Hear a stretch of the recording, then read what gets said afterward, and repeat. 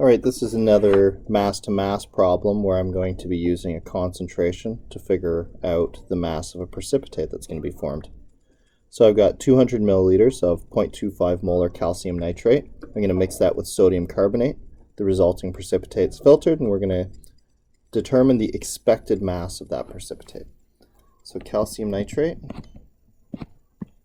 remember Ca2+. So when I cross that over, I get CaNO3 plus, and that would be aqueous. Sodium carbonate, Na2CO3. Again, the CO3 is a 2- charge for the crossover. Aqueous, and that's going to form calcium carbonate. If you look that up on your solubility chart, you'll see that that's a solid. That's actually marble. And sodium nitrate. Here, the sodium nitrate, just to balance, I need 2 of them, see 2 sodiums and 2 nitrates, and then my calciums are balanced, my carbonates are balanced, and this is aqueous. So there's my balanced chemical reaction.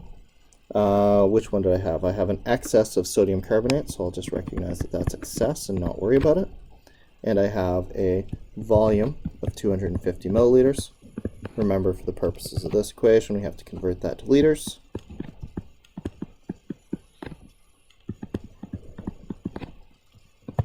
So that's 0.25 liters, and we have a concentration of 0.25 molar.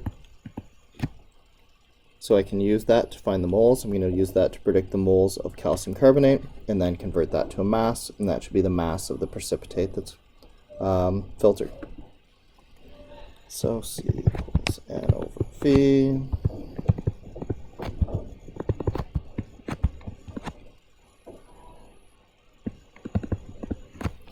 0.25 times 0.25, 0.0625.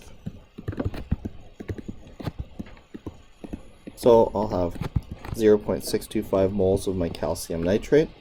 That's in a 1:1 ratio with my calcium carbonate, so I don't have to do anything with my mole ratio. So I get 0.0625 moles of calcium carbonate. I need the molar mass of that to convert that over to a mass.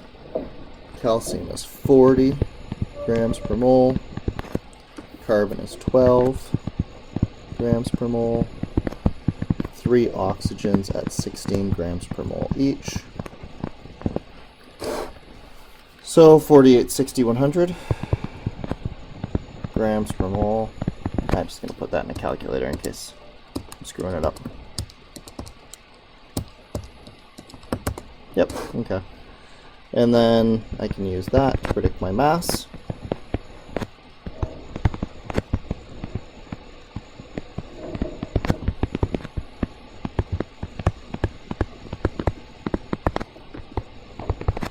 So I'll multiply both sides by 100 to solve this equation.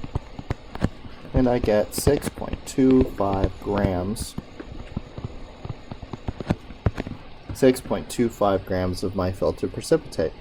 So we can imagine this as the start of a percent yield type calculation, and this would be our theoretical yield. If everything in this experiment worked out perfectly, we didn't get any water, we didn't lose any product, any of that kind of stuff, then we should get 6.25 grams of calcium carbonate produced in this double displacement reaction.